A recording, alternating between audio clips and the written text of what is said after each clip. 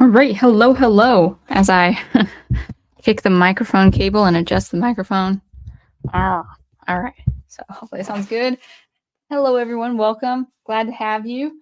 Let me take this banner off. This is my single track Second Chances, which you can of course find on my website.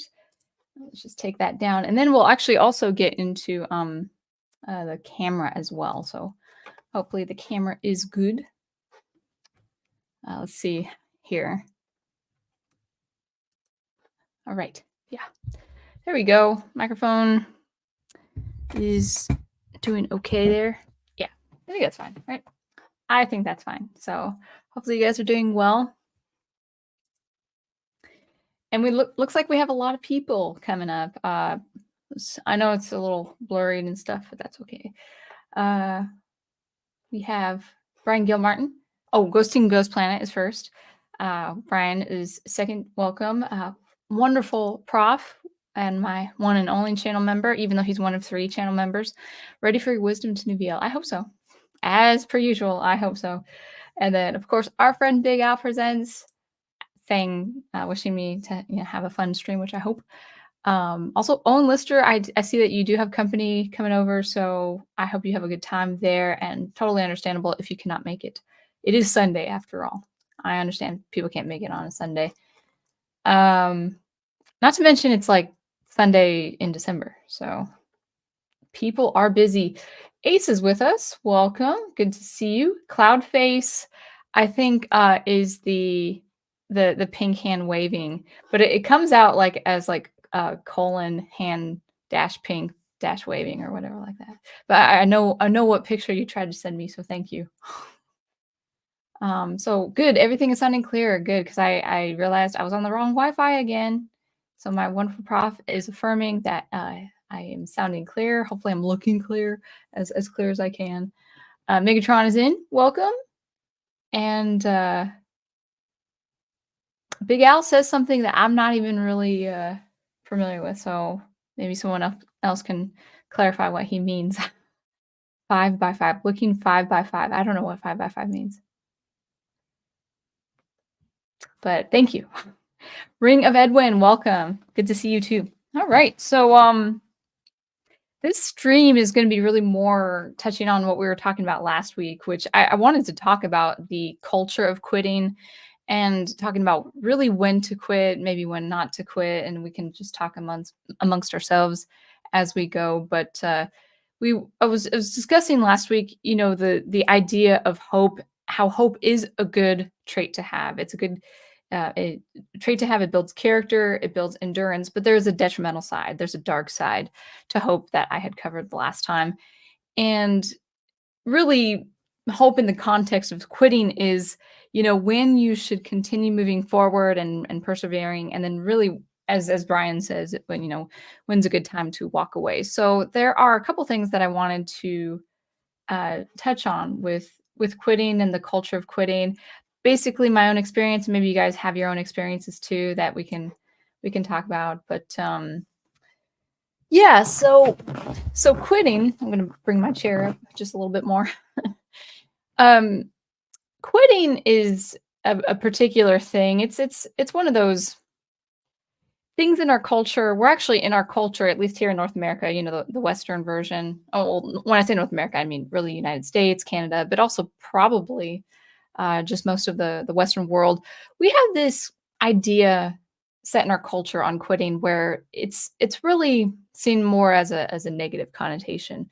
I mean, I'll be careful in saying that, but usually in the context, quitting placed in the context is saying no, persevere. You have the American spirit, you have the American dream to keep moving forward and press on. No matter what, achieve your dreams. Achieve that success, no matter what.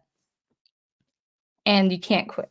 But as I'm getting older, I'm not really approaching 40, but it won't be many years from now where I'm 40 years old. A handful of years, like 3 or 4, less than 4. Yeah. All right. Anyway, but I've had some life behind me where I am seeing that, just kind of looking back, where even in my own experience right now in life, where I'm thinking, okay, quitting there is an appropriate time. There's a proper time to quit something. Um, I'll start with this, on the topic of quitting. I'll start with there are areas where you should not quit, or maybe I should say there are improper times to quit. How's that? And and I would just say up front where you should not quit. You should not quit based on emotion, or something irrational, or something that is actually immoral to do so. So I think kind of like I'm more of an impromptu stream today, so hopefully my ideas make sense. But let me just kind of take a breather, take a quick drink of water, and see what you guys are saying. But then we'll proceed with the lecture. But I need to have my thoughts simmer just a little bit more, if you don't mind. Samuel Proctor is with us. Kid, you tried your best and you failed miserably. The lesson is never try. Homer Simpson. Yeah, that would probably be like an improper context of quitting. Samuel Proctor says, I tried looking for that joke for 5 minutes. Oh, well, congratulations. It's not as fitting to the subject as I assumed. Hey, it works. We got the humor. So, yeah, let's talk about where you should not quit.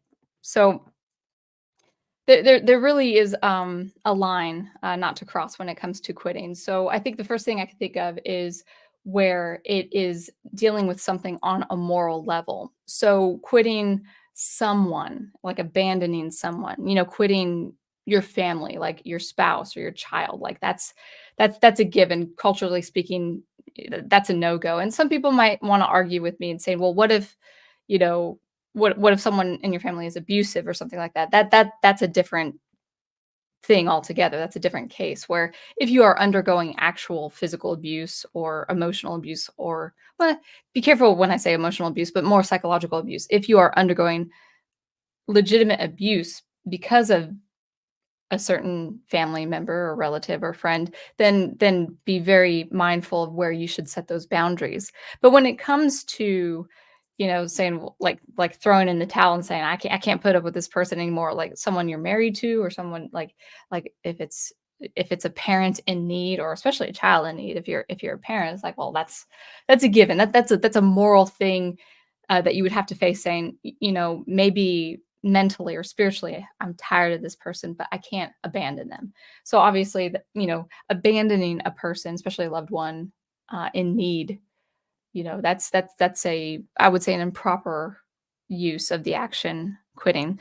Also, you shouldn't quit based on your emotion of things.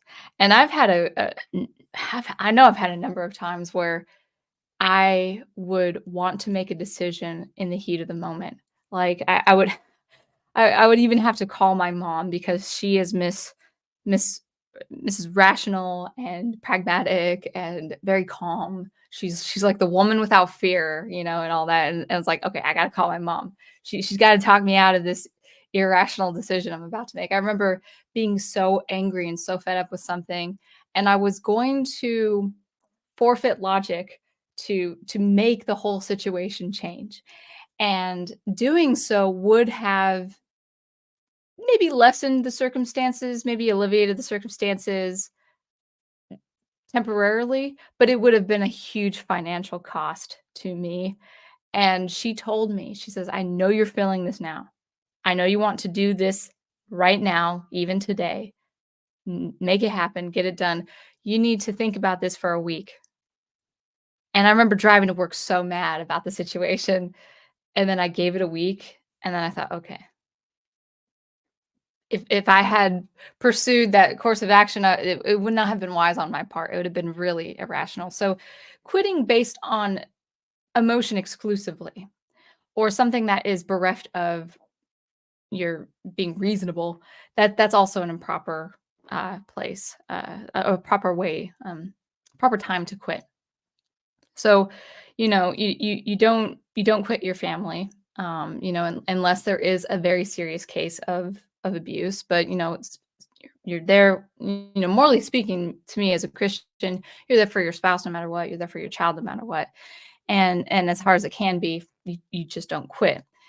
And, with that, I just wanna add there's a healthy cultural context that we can actually take from even the pop culture, which is, Steve Rogers when he's trying to, um, you know, stick up for a good cause, or even for himself. Even like before he becomes Captain America, he's diminutive, he's short, he's scrawny. He really can't hold his own in a fight. But that classic scene where he's like, I could do this all day. He can fight and he'll be pummeled to the ground and stuff like that. But like I could do this all day. So there's that gumption, there's that spirit of endurance that we do say, okay, we want to pursue, we want to persevere, and therefore we won't quit. So again, kind of just thinking about where we should not quit or where we should quit. So let's actually talk. So we just as a recap, we talked about where we should not quit, and that is if it's exclusively an emotional thing, if there's no rationality behind it, if there's no reason behind it, if it's just if you're because you're angry or you're tired or exhausted, think again, give yourself a week. Or if it's a moral thing. If actually quitting something is morally reprehensible, if you're actually committing an immoral act, that's where you should not quit. So family and all that. So that's where we shouldn't quit. Let's see what you guys are saying in the chat. Big Al Presents says signal quality is reported on two scales. Signal strength, signal clarity. These scales range from 1 to 5. 5 by 5 means the signal that has the excellent strength and perfect clarity. Well, thank you. Wow, I didn't know that. Maybe a lot of people knew that, and I didn't. Maybe that's part of the vernacular, and I didn't know. Thank you, Big Al. Eldridge fan, welcome. Good to see you. You didn't miss much. Just the first 10 minutes or so of the stream. First, yeah, 10 to 12 minutes. Brian Gilmar says, oftentimes people who quit on something are seen as losers. In reality, the best way to win something is to quit while you're ahead instead of continuing to fight a losing battle. I think actually the best example in our culture, at least as far as media is concerned, is probably Kevin Feige. I've heard this around. I'm sure Professor Geek has talked about it before. I'm sure Fan Man has talked about it before. But I have heard it around where people are saying, Feige should have quit while he was ahead. Like he should have left at Endgame, and then Marvel should have just had a break, like just 2 to 3 years break. They just finished. Unfortunately, not the best of endings, but no one can deny, for better or for worse, that game, the Endgame film was the conclusion. It was supposed to be the conclusion. And then they just steamrolled right into the next phase. I mean, I'm sure that was less than a year, and it's been project after project where it's been just, failure after failure. And I think Feige probably would have had a stronger reputation now had he left and had he put someone else in charge for subsequent phases of Marvel. That's a good example of you should quit while you're ahead. And yeah, instead of continuing to fight a losing battle. Yeah. Yeah, I'm reading, actually, I don't even know what the book is called, but it's about Revan. It's an EU book, situated between Knights of the Old Republic and the second game, and oh, my stomach, stop it. And it's about Revan, and then there's this, Sith antagonist, and even he knows when he's beaten, so there even people who are on the bad side of the aisle know when to quit when they're fighting a losing battle. I don't know why my stomach is growling. I hope you guys can't hear that. Maybe you can't. Home Lister says, I plan on quitting most of the anti-woke channels, the ones with the obvious clickbait thumbnails. I already unsubbed them. Unsubbed from is it EFAP or EFAP in Shadiversity? Shad for other reasons. It is, yeah. You can quit these channels. You can quit watching these channels with some level of respect. There are channels that I have stopped watching myself, but I didn't unsub them because I disliked the person. It was just because their content was either not relevant anymore to me, didn't fix anything, didn't change anything, or my interest died away. My interest in their content and their topics died away.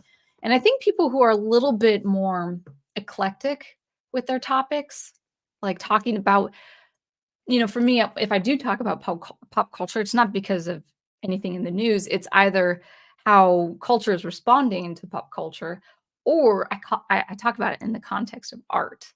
And that's pretty much those two areas that I discuss pop culture. So if I ever talk about Star Wars, um, it's only talking about it in line with, okay, how are people today responding to it, not actually responding to the media itself.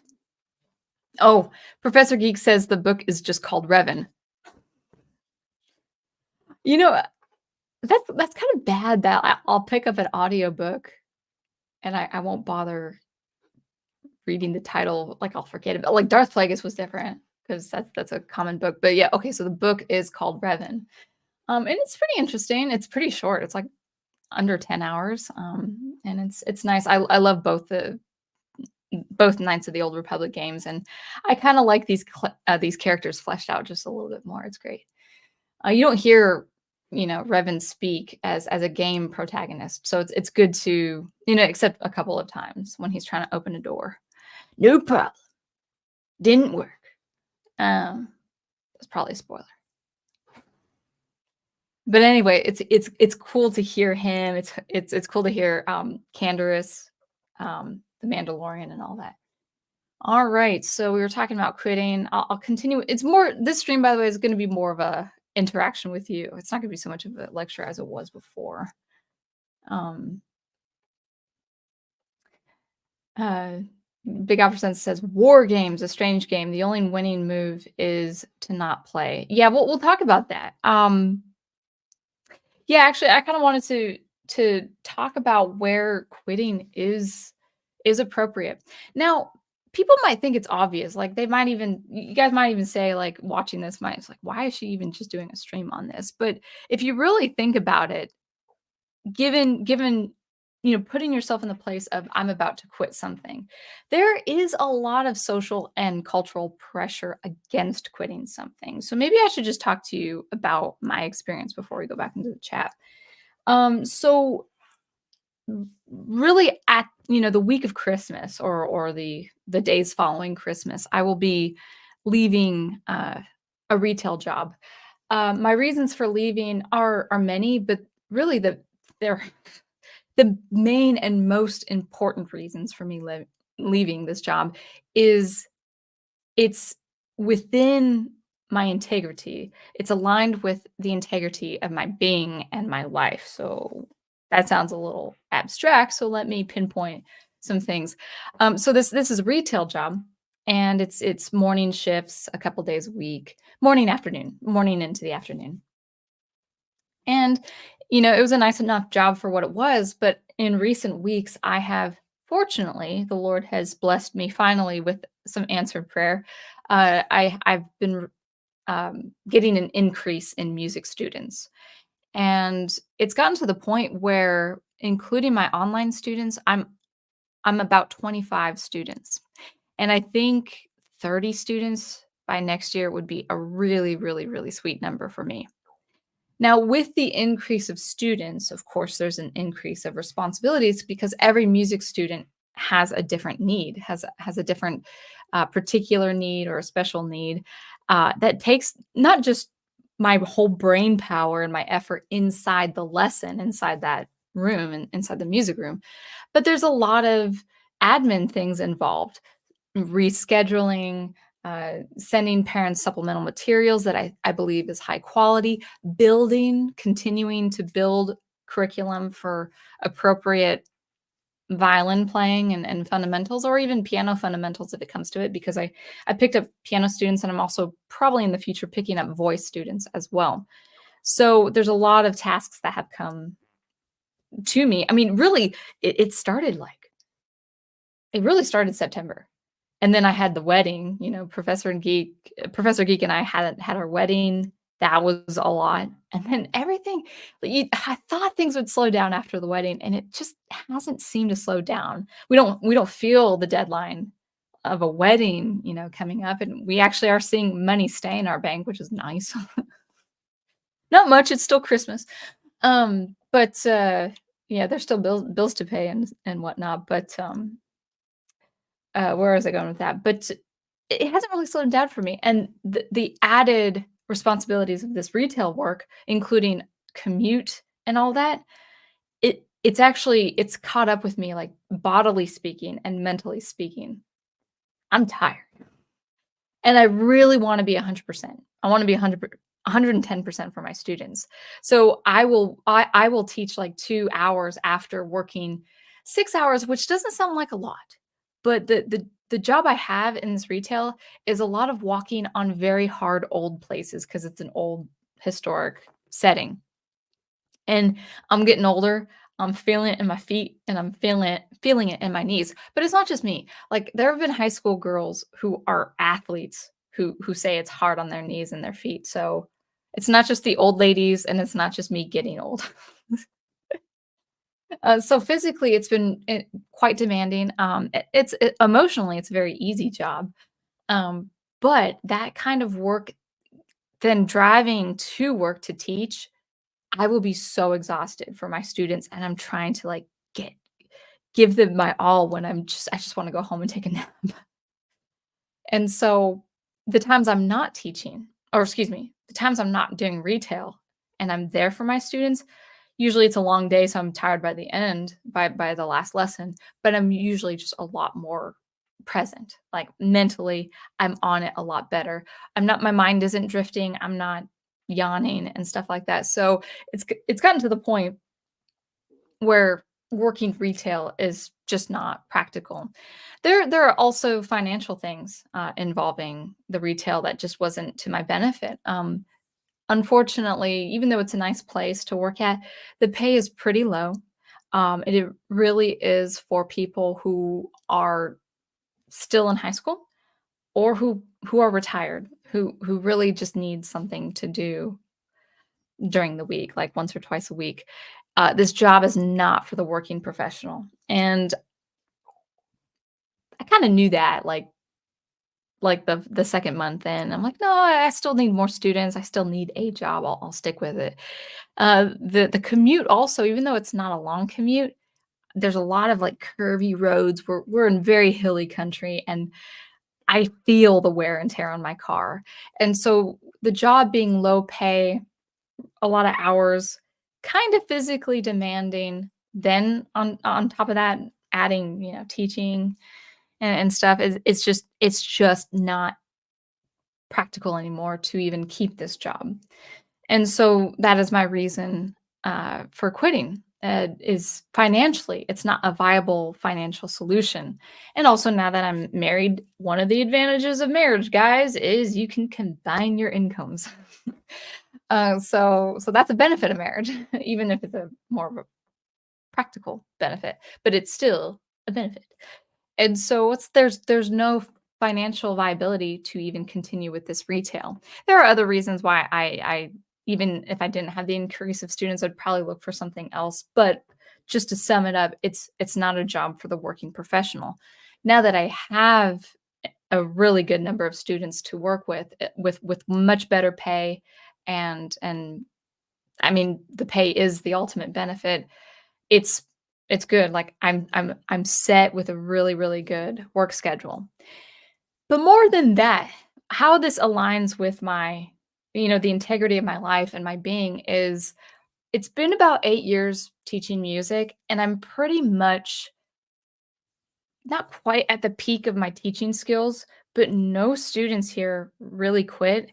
And because of that, I can really work on a personal level to get these students, kid or adult, doesn't matter, to get these students at a very good level of achievement because they stay. They don't quit. They're not quitting their music lessons. And so there is progress. There is personal and musical and maybe even professional development. Maybe these kids are going to learn practical skills to maintain a good profession because they're not quitting. See, don't quit music lessons.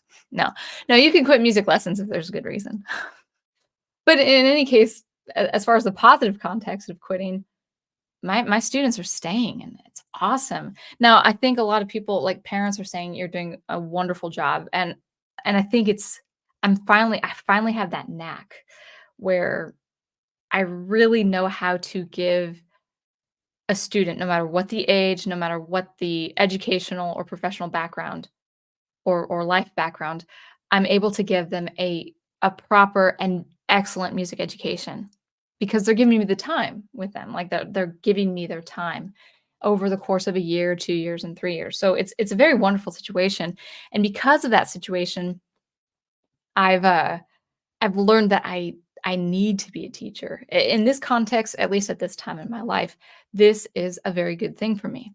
Giving people a very good music education. It's a private music education. It's not in the public school setting. And I know there are people who are called to the public school setting.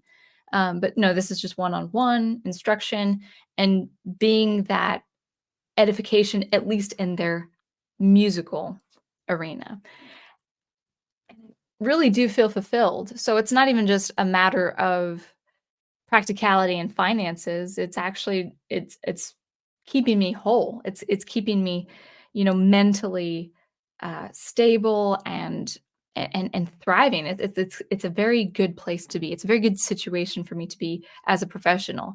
Now, ultimately, my real passion is producing original music. It's composing original music and it's playing violin. So electronic music and violin, that will always be, composing such, that will always be the thing that ultimately fulfills me creatively. Not spiritually or emotionally as much as creatively, but that all comes into play too. Now, another reason why I'm quitting the retail job is you may have seen you may have seen I will well, actually, well, you may not have seen, I should say, videos. I used to post videos a lot more frequently, like 2 years ago or so, and some of it was original music, some of it was SuperCollider, which I'm trying to get to as well, but also commentary, like music analysis of some kind, or maybe in the future, fiction analysis or science fiction in particular. Analysis maybe in the way of video essays or something like that. But, Logic Pro demos, SuperCollider demos, things that I love to do, but I've just not had time to do because I want to produce more for YouTube and I plan on producing more for YouTube. But the retail job has not just sucked away the time, but it's sucked away my mental energy and physical capacity for doing so much, So while I want to do YouTube, the first thing I have to do is my own creative stuff, my own music and writing science fiction. And so YouTube is more or less on the back burner besides this live stream. And so that hopefully come January and into the next year, there will be more things. I want to get back into SuperCollider and showing people cool things in SuperCollider. I want to continue working in Logic Pro and stuff like that. So having this second job has really put YouTube, on the back burner because yeah, I could make more content, but then I would have no time to compose or to write. And that's more important to me. I love YouTube, but YouTube still is behind in my priorities. Creating is my top priority as far as my life there. So that's another reason why. And then also just Prof and I, well, I won't say too much on stream, but at least for me, I do plan on building more of a professional music teaching curriculum on my own. So apart from music store, even apart from my my private lessons, just in short, I really do know how to teach at the very start, very proper violin technique and tone that people absolutely need.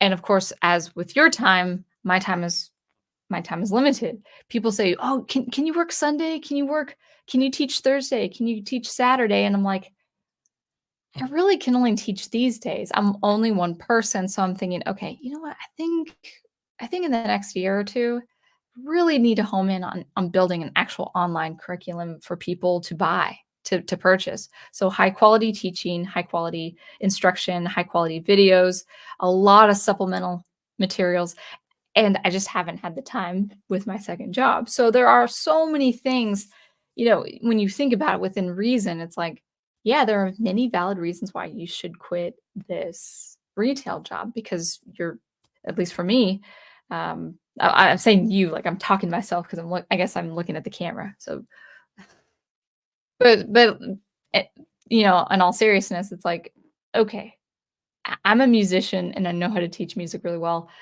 This is very important that I invest my time in a very important cause for the service of people, for the service of people wanting to learn music, wanting to learn violin for the first time and stuff like that. So that's what I mean to say.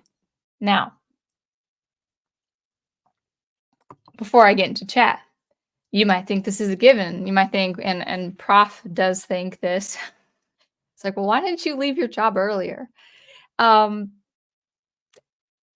okay, so you guys might kind of experience the same. It depends on your personality, but I have a problem. I know this about myself. This is kind of me admitting this to you, but I do have a problem with saying no when there is help needed. So it is true that with this retail store, with me gone, yes, there is help to be had. But because of the certain circumstances in this job, really low pay, and it's kind of hard to be on your feet with the building, the specific building and structure. Well, because of that, a lot of people can't work more than 1 day at that job or 2 days at that job. Like me in my like upper 30s, I'm like, okay, I'm tired and I'm somewhat healthy. I can walk 3 miles, no problem and stuff like that, but there's just something so draining. And so I can't be the only one. My point is there are different things about this job that really actually takes advantage of the worker in negative ways. So because of that, it's not like it has a high turnover. People do stay, but there always seems to be a slight shortage in staff. And given the area, I thought, well, I'd like to help this place out. That's how I started, by the way. I should have looked for other jobs too, but like I didn't have a lot of students. And I'm like, okay, yeah, 1 day a week is fine. Then it became 2 days a week, which is it doesn't sound like a lot, but it is if you're doing another job. And I really when there is help, I want to be Mrs. Nice. I want to be the nice person. I want to be the nice girl saying, "Yeah, I'll help you out." And I did a lot. I've talked about this before. If you're nice to people, there will be people who will thank you for that. And then there will be people who probably aren't mean-spirited or mean to take advantage of you, but they do because you're willing to help. And so I like helping people, especially where help is needed, but watch out for people who kinda latch onto that. It's like a leech. It's like, "Oh, she said yes to today. She'll say yes to next week, this day," you know? And there was a lot of that. And I actually then started having to say, "Okay, I have to get back to just working these 2 days," and I had to be firm about it. Now that I see well, actually, even if they needed a lot of help, I just can't. I'm just teaching. So anyway, this is just my own experience. I'm kinda, like, probably boring you guys to death with this stuff, but again, this is more of a proper time to quit something and really know where your priorities are. Um, I wanna say this before I forget, before I get back into the chat. When you think you're about to quit something, like a job or even a hobby or something like that, or maybe something even like a YouTube channel where it's like, "Ah, it's not working for me." Whatever the situation is, when you are thinking of quitting something, know where you are. You actually do have to center yourself and understand where you are.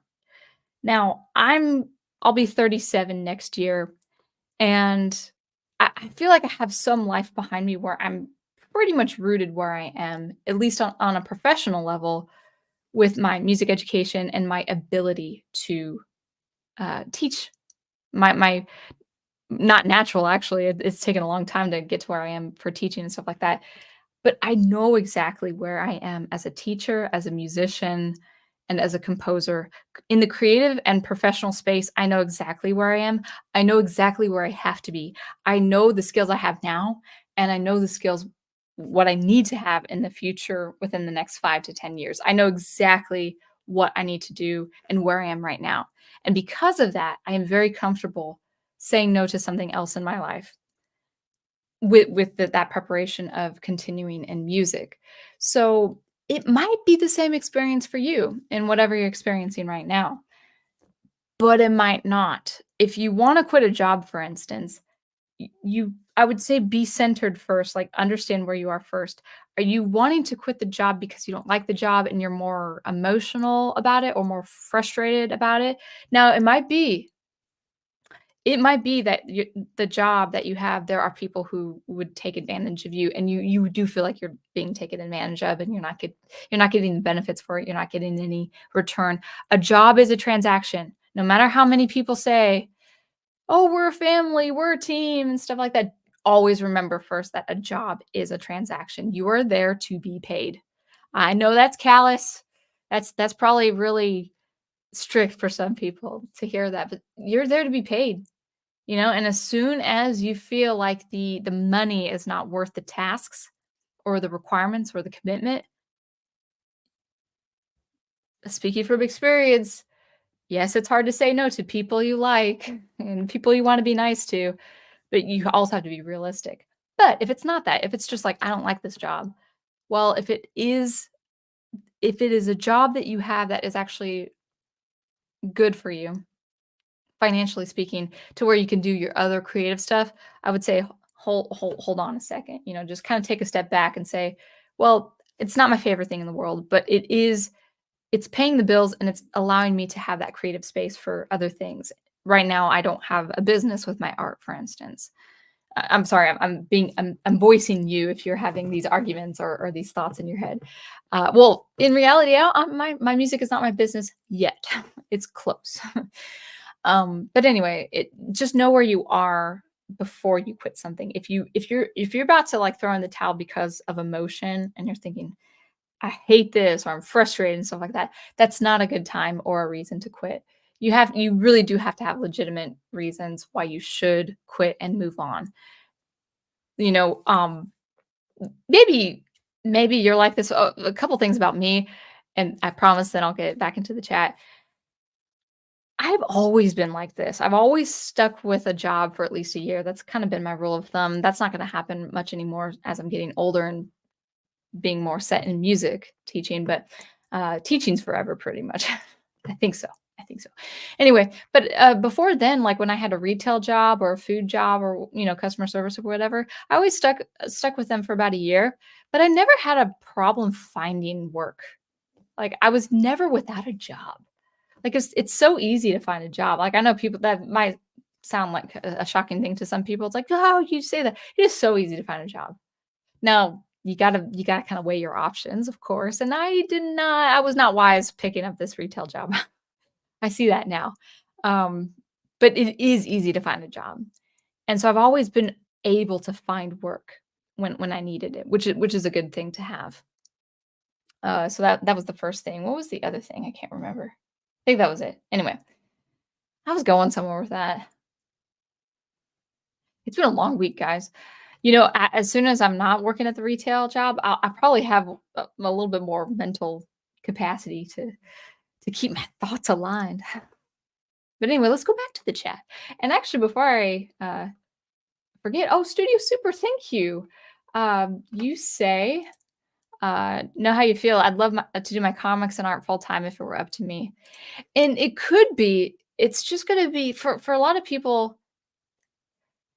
Like, I would ask you this, Studio Super, is it something you can invest in for, like, a couple decades? Like, if it's something if you could have that, like, 20 years from now, but if you worked 20 up to 20 years and then had that, would you? Some people would want a shorter duration. They would say, "No, no, I want my business to be booming like, you know, uh, 5 years from now or something like that. 20 years might be a long time." I'm fine, like, I am fine working my business out for the next 10 years, you know? Maybe not even seeing results for the next 10 years. So there's that. And also, thank you so much. "'Tis a fine line between being charitable and showing goodwill." Um, yeah, being allowed to, be taken advantage of, being let me say that again. It's a fine line between being charitable and showing goodwill and also being taken advantage of. I've struggled with that a lot too, still do. It's so easy. It is so easy. And, yeah, it is unfortunate. Um, because you'll run into people you really do like that do take advantage of you, and they might not even know it. They may know it, but they might not know it. I always like to give the person the benefit of the doubt. But then when you start saying no, just say just have that resolve and say no. I said, "Hey, I did it for this week. I did it for this project, but I can't do it anymore."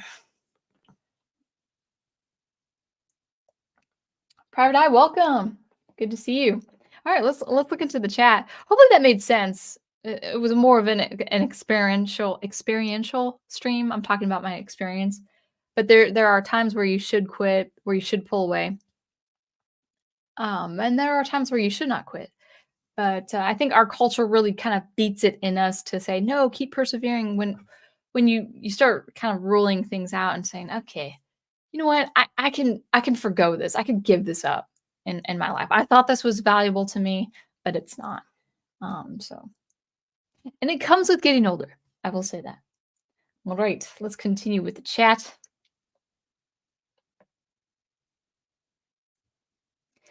Samuel Proctor says, if I have my history correct, before the French helped General Washington kept the army alive by quitting every battle, so to speak, with the exception when the odds were in his favor. Now, I don't know the specifics of every battle.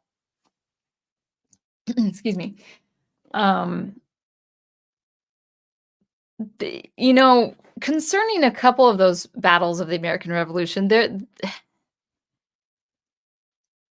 he did pursue even if the odds were against him, but only because he and his military colleagues believed there was a chance. Like the Battle of Trenton, though, he had to have such resolve because I think logically, not I don't want to say logically, but there were many. I mean, and many that. Well, here's the thing too. Many soldiers of the army, some walked away and never came back, and some wanted to walk away, some wanted to quit every day, but they had the resolve saying, "I believe in my leader, and I believe in the cause of this American Revolution." They didn't want they didn't wanna live under the king's terms. So, it was enough resolve where they kept going, even though quitting probably looked really, really, really good. Samuel Proctor says, "I think that's also a tactic that caused the most victories, against Napoleon." I am really bad with European history, I will say that. So, I'm kinda bad with history in general, I need to get better about that.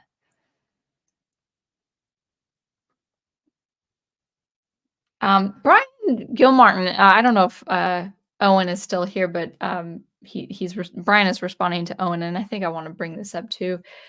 He says to Owen, "When I stopped watching certain channels, I usually just quickly or quietly walked away, whereas other people will make a big fuss in the comment section over it." Yeah, there's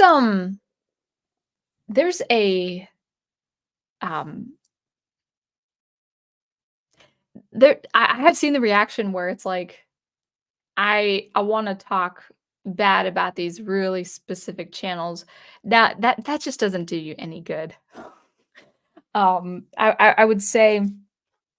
Uh, It's best to just walk away. Like, yes, I've talked about The Phantom Menace, for instance, and I think actually the name is being, I would say, becoming a lot more obsolete than I had initially thought. But people know who I'm talking about. Like, that name does have a specific affiliation, but I would never want to say an outright, a direct I would never wanna say directly a name outright, um, because socially, that's just it's not a good thing. I don't even think it looks good. Like, when I see someone I mean, I'll say this too, there will be some smaller channels that I had never even heard of come into my feed because they're reacting to channels I used to watch. And then but I know it's a play. I know they're reacting to specific things concerning these other channels so they can get more subscribers because why? People love reaction. And then the bigger channels will respond to those channels and get a reaction in their own favor, because people follow them. People who follow those channels will like what they say. And then those other channels will and it's just this ping pong back and forth. And I know they're doing that for attention.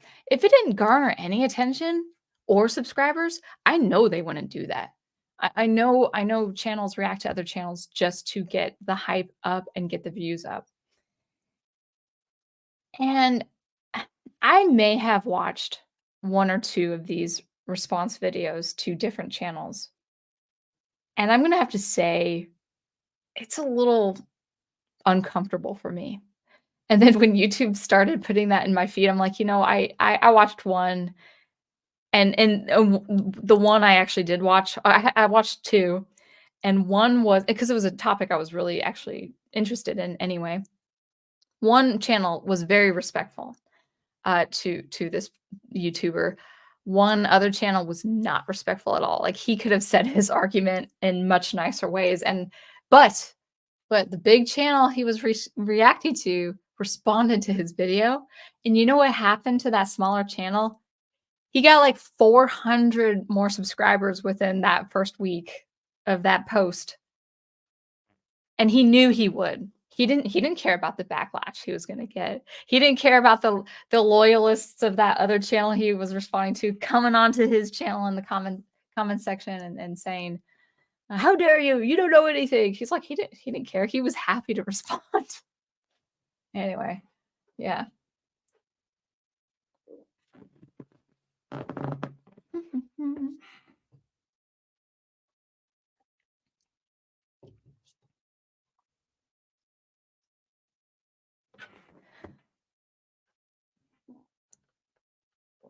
Ooh, I don't know, guys, can you hear my stomach? It's going "Grr, grr." Hopefully the mic isn't picking it up. Um, Owen Lister says, "It's more about the repetitive content. It was starting to feel counterproductive watching these channels." Well, again, like, we all originally watched, certain channels because in the heyday, if you would call it that, there was this idea that something was gonna change. But young Ripa is making it perfectly obvious. He's making it perfectly clear that not only will change not take place, we're it's going to be the demise of certain companies and people. The professional and cultural demise. Not cultural. Well, at least in their workspace.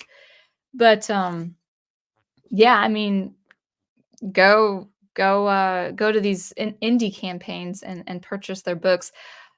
I just don't have it with the budget. There are 2 books of Young Ripas that I'm interested. I don't read comics. I need to start reading comics.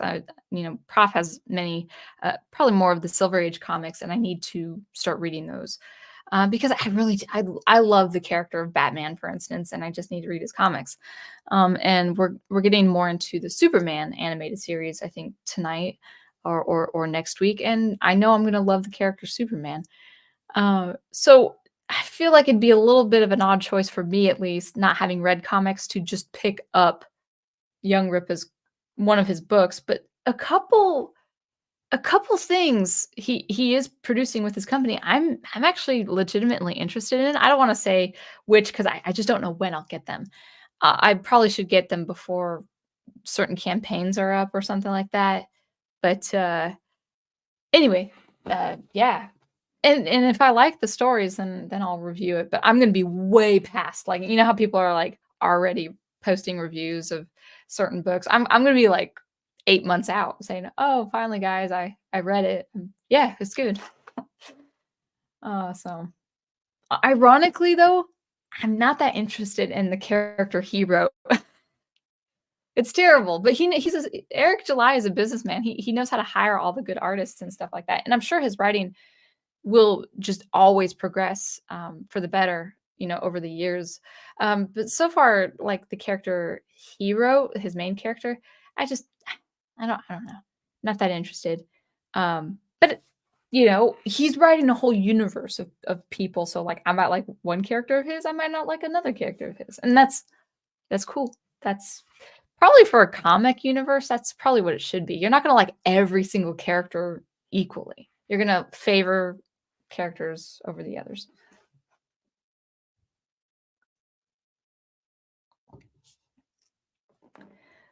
Let's see. Eldritch Fan says, the YouTube channel Cybrarian? Cybrarian. Oh, that's a nice name. Has a bunch of Conan audiobooks with sound effects. Sound effects. Razor Fist has Shadow Pulp novels with sound effects. There's so much else out there that's worth your time. I'm personally not interested in Conan myself. I'm also this is probably for Big Al. This is probably for Professor Geek. I'm sorry, guys. I am sure Godzilla Minus One is an amazing film. And I know the societal appeal, the global appeal of Godzilla. I understand the appeal. It's not my thing. And that's okay.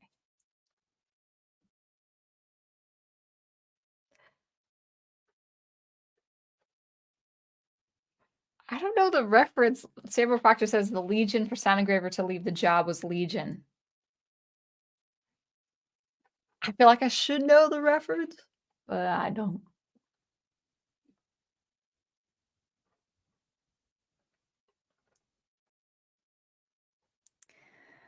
Da, da, da. All right, continuing on.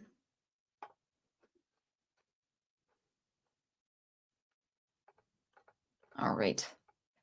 Sorry, guys, I'm just like scrolling on down. It looks like you guys are talking amongst yourselves.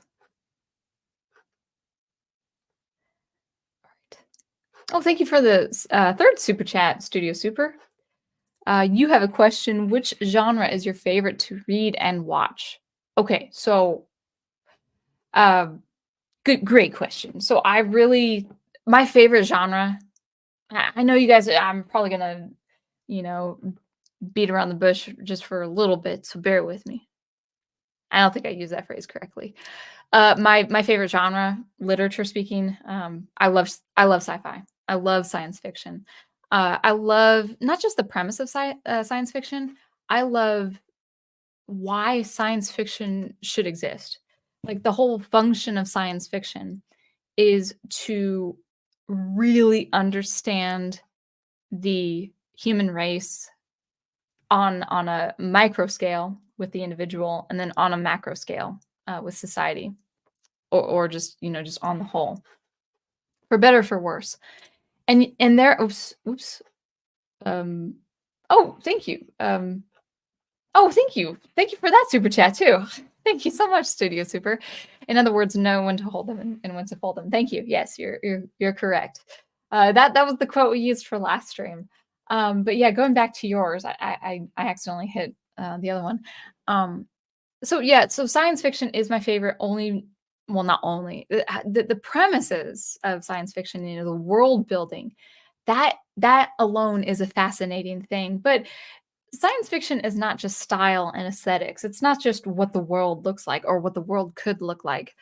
Science fiction is, if it's done right, if it's done well, it's demonstrating the potential of humanity for better, for worse. And I know that sounds a little vague, but you guys already know my meaning about that. It's like, yes, we can explore that with fantasy. We can explore that with film noir. We can explore that with mystery. We can explore, the fundamental human condition with all those genres. We especially do with the superhero genre. We've explored that, of course, with things like Lord of the Rings and even things like The Hobbit or The Silmarillion, things with C.S. Lewis with his fiction, even though it's a lot more fantastical. But science fiction, that's pretty much a standard to have. To me, science fiction, I'll say it this way. Um, let me see if I can, yeah, wait, let's see. There we go. Okay. I don't know where your super chat went to unclick it, but it's gonna stay there. Okay, so what was I saying? Let's say we arrive at a decade. Let's say 2030 is a decade where all the science fiction published is just social commentary and romance. I would probably throw in the towel and probably quit science fiction, and I'm talking about contemporary science fiction. I'm not I would always read the classics. I just love the classics. So I'll always go back to the classics, but, with regards to reading current day science fiction, if it was just aesthetics, if it was just pretty world building and captivating technology and machinery and all of that, and it was just a romance novel, but dressed up as science fiction, I wouldn't be interested because it's functioning as a romance novel. So yes, I love the world building of science fiction. I love the aesthetics. I love the style. Uh, I like how science fiction looks, whether with concept art or I would love to compose electronic music based on sci-fi ideas. I would love that. And I love things like Stargate. Very much enjoying Stargate. Love Stargate. And I like some elements of the superhero genre as well, even though superhero genre is not much my cup of tea as it would be for Prof, for Fan Man, and all of you guys. But all that to say is it's what science fiction functions as, and it functions as mostly a cautionary tale on how we would respond to something. Usually it's the progression of technology. That's one example, but it is a main example. I mean, the sci-fi that I'm writing, that I'm working with, has that mode of narrative. So, yeah. All right. Oh, there it is. All right, good. One second though. Um, other genre, let's see, before moving on, other genre that I probably would like to read more period pieces. I do need to read more classics. I would actually like to read, things like Solomon Kane. I have kind of an interest in that. So more pulp fiction of that time, or even earlier time. Like I do need to read the classics. I do need to read things like Sherlock Holmes, Ivanhoe. Different things like that. I need to go back to those. I think there's even if it's not your preference, there is something to be had with reading what made literature great to begin with. Studio Super, you are awesome. Thank you so much for your super chat. I'm no scientist, and I'm the last person to know anything relating to science. So writing anything related to sci-fi, especially nowadays, scares me because people love to fact check. Okay, didn't I make a video about this? No, I made a stream about this. I don't know if you saw that stream. I think it was like a few weeks ago. I thought you were there. And I'll be brief because I feel like this could be just its own topic by itself. But you do not have to be a sci-fi, or excuse me, you do not have to be a scientist. And moreover, you do not have to be an expert in any science to write science fiction. I know the writers of the past, they were science-minded. Some were scientists themselves. But sci-fi, I'll be short about this or be brief about this because, like, again, I feel like I've said this before many times, and I feel like I could do a separate video of it. But people are not going to really care. Readers today, gosh, I want to be careful when I say this. You will have your core hard science fiction fans who will review your works and say this isn't logical. How could this work? But like most readers really love and understand science fiction for what it stands for or what it represents, not so much the science involved. And I think even with tech speak and science speak in your science fiction, you can lose your audience. And you do not have to know enough. Remember, science fiction doesn't have to be fact. It doesn't have to be actual legitimate science in your world building. You can be inspired by a type of science. You could say, "Oh, okay, that is that science is based on radio technology. That science is based on gamma radiation, for instance." And you can get really close to the actual thing of the science and have a little bit of magic in it. Or you can go the other way. You could go to the other side of the spectrum and be very magical about it. You know, how many pulp science fiction films that are called science fiction is like when someone is beamed by an array of radiation, and instead of getting terminally ill or instantly dead like it would be the case, they get transformed into something like completely monstrous or magical or something like that. Or they get superpowers because of that. I mean, that's people will still call that science fiction, but no, it's more magic, and it's okay. And the hardcore sci-fi fans of the world, they might like go on your website or go on your, Amazon book page or whatever it is and write a review saying, the science isn't real or whatever. It's like most of society, most of our culture just does not have that expectation of science fiction. They have way more of a fantastical expectation of science fiction. So I know that was like a little bit of a rant, and it wasn't to you, Studio Super. I would just say if you were ever interested in the barest form of sci-fi for your stories, like world building or otherwise, do it. Write it. Like don't be concerned that it's too magical or too mystical, because it's still will be under the umbrella of science fiction. Anyway. Hey, Silence Do Good. Welcome. Haven't seen you before. Oh, Superman, the animated series is so good, you say. Well, Prof will probably agree with that. One second. I'll be with you guys real quick. I'm just gonna see. There we go. I think, yeah. All right. I just had to hear something. All right. All right. Who else? Let's see. Samuel Proctor on jobs. You were volunteering at a museum 2 years ago, and your governor started started mandating masks again for taxpayer-funded buildings. After a day of staying quiet about it, it just got to the point where I quit. Yeah, and especially for volunteer, they'll find new volunteers. I mean, it's like people, if the need is there, it's going to be met, and if it's not met, then there's a natural closure to things. Ghost Planet says, "I don't quit on my Castlevania games I have beaten." Oh, yeah. Yeah, neither do I. Like, I will always like,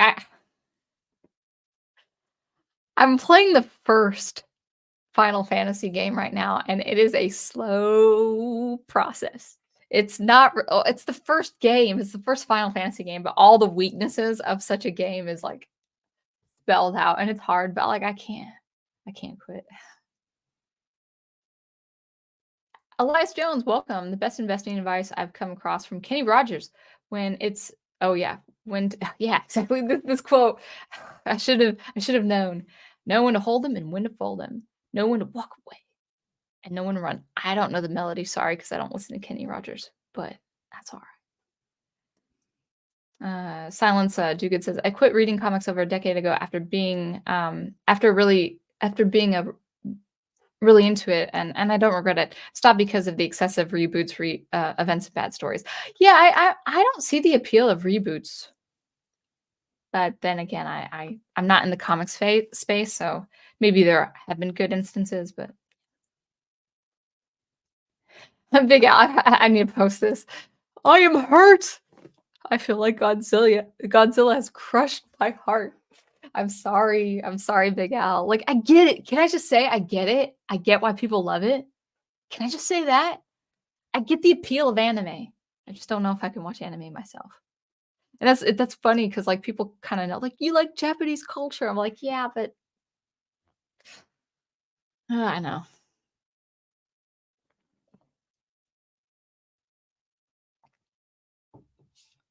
Oh, Sam, I thought that's what you meant, Samuel Proctor. You said the Legion comment was a biblical reference. Your reasons for leaving were Legion because there were many. Got it.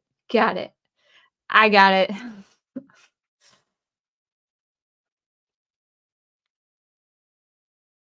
Brian Gilmartin says progress of tech is a reoccurring theme in a lot of sci-fi across mediums. Even older video games like Sega Fantasy Star 2 touch on it as well. Yeah, progress is pretty much a main theme. But you can also there's alternative history. I think I said that correctly. That's a genre. I mean, sci-fi is huge. There are so many subgenres. You could probably if give me 5 minutes and I could write down 20. But that's a waste of time on the stream, so I won't do that. Samuel says, I made the realization too about needing to read the classics. I found that I've read almost no stories, mythologies before 1800s, no medieval, same with antiquity. Yeah. Yeah. Prof is going to be developing a podcast with some of those ideas as well. Yeah. Brian's like, gamma radiation, you say? I'm getting Incredible Hulk vibes. Yeah, exactly. And that was even outside the superhero genre as well. Yeah. So for 4007, you enjoy science fantasy as much as hard sci-fi. Yeah, and I think people maybe there's probably a conglomerate of just hardcore sci-fi, like hard sci-fi, and then real spectacular, fantastical sci-fi. I'm pretty much in the middle. And I know when something is pulpy and I like it. Uh, and it's taking I need to finish the Asimov Foundation series. I have 3 books left. One final installment of the series and then the 2 prequel books. And I realized his last 2 books of the series published 30 years after the trilogy. And I will probably do a video on it because I've got some thoughts. I read the 4th book or the book following the trilogy. And then I'm going to read the 5th book or the 5th book following the trilogy and then the 2 prequel books. So, man, thank you again. Oh, I lost track of the time because I don't I expanded this view. Probably should not have done that. Shouldn't not. Thank you, Studio Super. With the comics I'm doing with my writer partner, we got superhero, super sci-fi, rom-com, universal monsters, and swashbuckling. There is definitely a return of swashbuckling. I probably Pirates of the Caribbean did that, but like a lot of people, I know John Della Rose has touched on steampunk. I really do like steampunk, but no, okay, no, I take that back. Let me take that back. I like the look of steampunk. I haven't really read a story. I will say I'm very picky. There have been people who have promoted and they can promote their books, provided it's not like R-rated or whatever. They can promote their stuff on the chat in my channel. Um, I have picked up a few recommendations of indie authors and stuff like that. And I see the potential, but it's either not my thing or I'm not liking the way the story's going or something like that. So it's been unfortunate. I'm crazy picky about my sci-fi. I'm the worst. I love sci-fi. It's my favorite, but I'm like chances are like if you spelled out like a whole archive of sci-fi literature, I would probably enjoy maybe 7 or 8% of it. So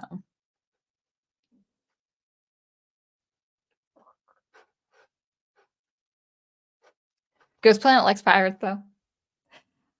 So, swashbuckling is Samuel's favorite subgenre. That's why you've been practicing writing that for the most part, that and monster horror. Yeah, Universal Monsters, and I think, Professor Geek has made this a really, important point.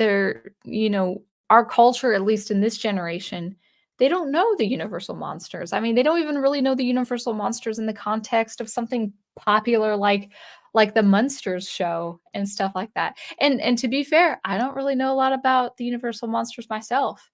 But it was like back in the 40s, 50s, and 60s, everyone knew about the Universal Monsters. You know, they just did. And I think a return on that with, things like what Graham Nolan and Chuck Dixon are doing, with Joe Frankenstein. Yes, that's important. And I think though, like they call it the Iron Age. Um, and maybe you guys have been looking into that yourselves for your own stories. They call it the Iron Age, but where was I going with that? From the little I've seen of the Iron Age, that's a that's an up and coming genre. That's a return of genre. Something I think would look really good. Like, okay, so again, this is just me with my first impressions. So, for instance, Eric July, Alpha Core looks interesting to me. I might take a look at it. There's another character later, he hasn't done a campaign of it. He just mentioned it, and people seem to like this character, and I'm like, "Oh, yeah, he's a pretty interesting character," just based on the very bare bones that I know of him. I'm like, "I might check out that character too." Um, and I think of these impressions, like, I think it was Razor Fist, and I don't really watch Razor Fist. I've never seen any of his videos. I know what he looks like, I know what he sounds like, and stuff like that. And apparently, he's done this recent campaign of like a western, and it got me this like from the very little I know about Jonah Hex. I'm like, oh my gosh, that looks good. That looks good. Like Jonah Hex, Solomon Kane, just like like the explorer slash vagabond, western. I'm like, I think I might like that. So there are things, but again, I'm so picky about that. That's right. I'm going to post this right now. Universal Monsters, check out my iconic Universal Monsters Facebook page. Says Big Al Presents. Big Al, it's been years now since I've been on Facebook, and I totally forgot you had that page. So check it out if you guys like yourself some Universal Monsters. I'm sadly not on Twitter or Facebook. I'm not on anything besides YouTube. So, which is sad. I maybe again, I've been working 2 jobs. I've been busy. I don't have time to contemplate on if I'm doing it right. Man, Studio Super, thank you so much. Like, you're not just supporting this channel, you're supporting my artistic endeavors.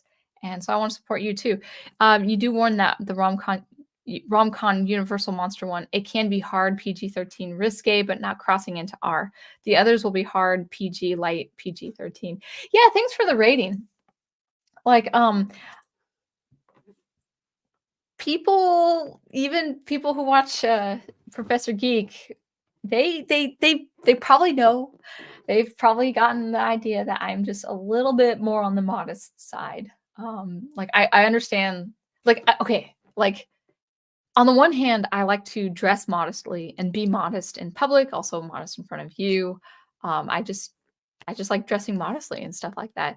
Um, but still try to carry a nice feminine ideal, maintain the feminine physique, if you will. And then I'll also be like with other women, like so. This is such an aside. Um, there are some people out there who refuse to believe, and it's okay. They don't have to believe it. They refuse to believe that like hot women on YouTube. By the way, I'm talking about like uh, uh, um, who's an example? What's her name? So what's that Hispanic actress's name? Sophia something. But you know who I mean. Like someone who is a knockout, right?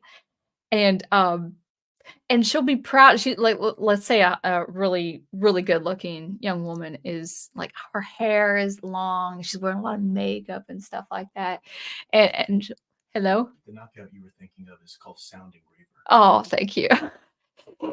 My husband said the knockout I was thinking of is called Sound Engraver, but he could say that because he's my husband. And but, what was I gonna say? But anyway, I've seen YouTubers who are really attractive young women in their 20s with really long flowing hair, beautiful makeup. They just and then also they're showing some and stuff like that.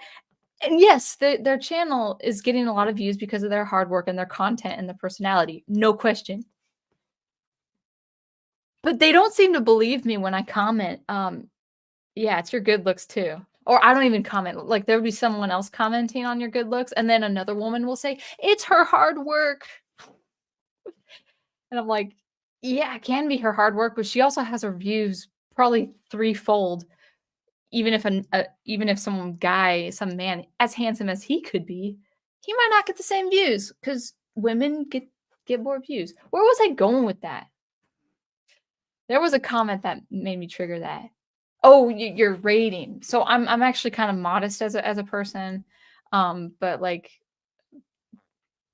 at the same time, like, I know there are some people who listen to Professor Geek, listen to Fan Man, who might listen to me too. You might think I'm a little too modest, but that's just me.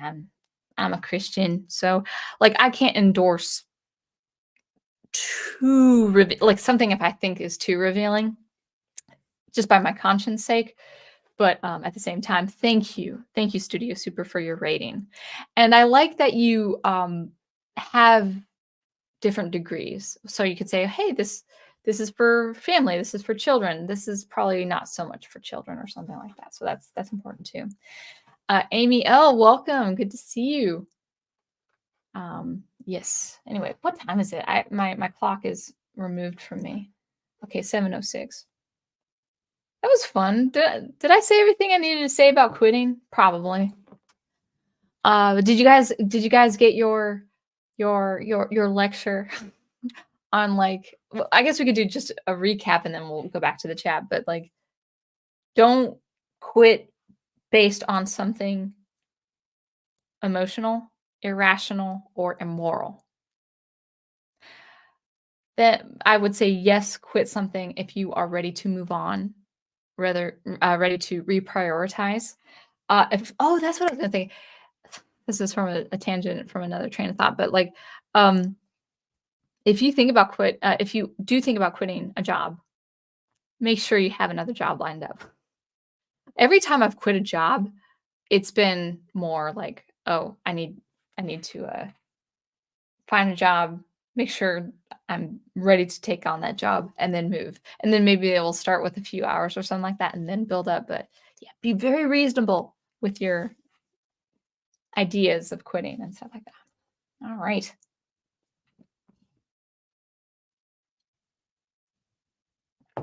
Alright, so, yeah, I think that's good. Gosh, thank you guys so much. I mean, we're almost hitting the 90-minute mark, which kind of is my threshold. It's been a long time since I've done 2 hours, but, yeah, hopefully that's been helpful. So I do wanna say I'm not saying goodbye just yet. I do wanna say, with my channel going forward, just give me the time to leave my retail job and just kinda home in on just my teaching job. Next year, I would like to produce more content than I'm already producing. So far, it's been where I can maybe extract shorts, short videos from a live stream. I know that's not enough. My shorts have been doing okay. They get more attention. They get a lot of negative attention, which is kind of funny, but it's all right too. A lot of people don't like me having strong opinions about stuff, which is fine on my channel. You can have strong opinions on your channel too. But, shorts aren't really enough, at least the format I do shorts. I know shorts are really popular with, like, if you like, some shorts, like, entertainment-wise, they're so funny. Like, some of these comedians Professor and I watch, they are so funny, and they edit their shorts in such a way, like, how do you have all that time to edit a short? But their shorts explode. with good reason because they are so hilarious. If they can have you watch it for a few times, you know they're doing right.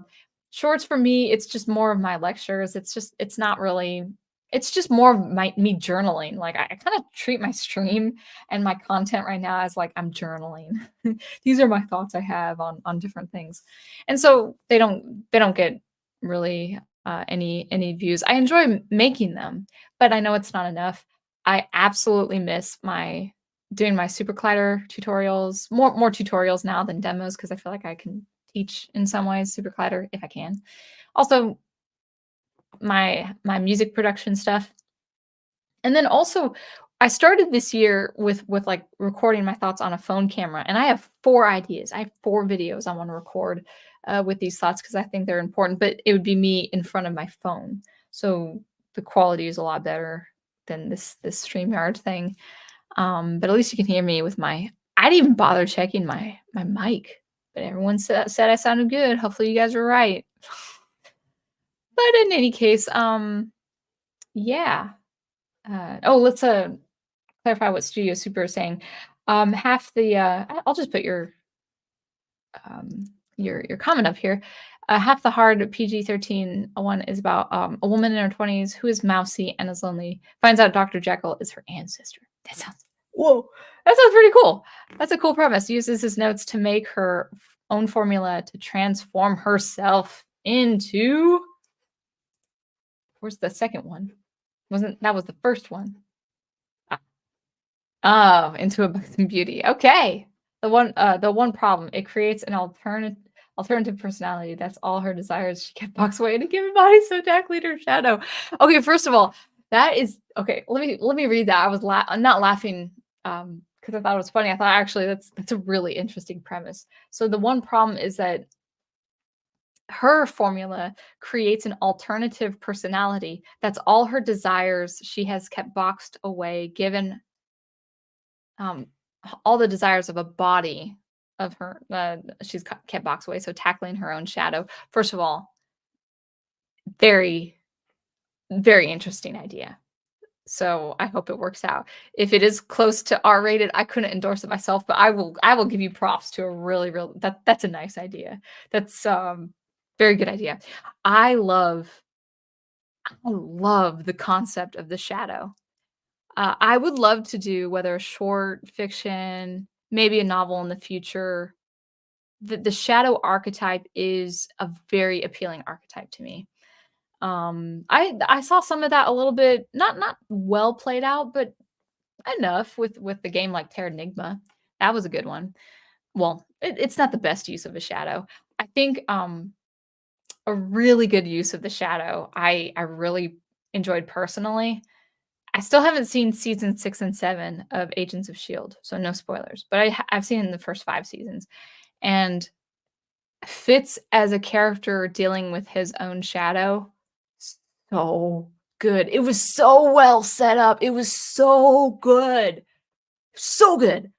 Oh, the shadow archetype is great. And that's actually played out in games, like old school games, like video games, obviously probably fantasy. And then also where else? Yeah, I lost my train of thought. But yeah, the shadow personality, oh yeah. So very that's a hook. I mean, if you want to write your blip, is that what it's called? A blip? No, a blurb. No. Yeah, a blurb, right? You know the yeah, a short description, blurb, not blip. That's a good blurb for your work, Studio Super, because it got me interested. It might be a little too much for me, but I would say even within reason. I mean, even honestly, depending on how much it depends on your target audience, but if you that's an interesting enough idea where you could really get a lot of people looking, and you would get more people if you tone down like the sexuality of it for more of a family friendly, but also enjoyed by a larger audience. Like for instance, the the accentuation of the body you see with Filmation's Tila, for instance, in He-Man. Totally fine, totally legitimate. Some people say, "Ah, no, that's terrible." Like people with modern day sensibilities and stuff like that. That's fine. She's not in any revealing sexual pose, but she has her definite feminine physique. So I think that's fine too. But just an idea. I just love the shadow. That got me on a rant. Okay, so what are you saying, Samuel? Did I get familiar with the shadow in that museum? The bathroom played the same 30s radio show episode with Orson Welles playing him. Uh, Margot Lane, Margot Lane. Listen carefully and quickly. I don't know these references. Yeah. Sorry. I just started reading stuff I don't understand. Anyway, let's end it there. Thank you guys so much for watching and listening. Definitely a live stream next week. I might, depending. I haven't decided, but I might do a Christmas show later, like a couple weeks from now. I don't know. We'll see. But I'd like to play violin if I could. We'll see. But in any case, thank you so much for watching and listening. Until I see you next, you always keep producing, promoting, and preserving that good art that you love. And thanks for listening, hanging out. Appreciate y'all. And I'll see you later.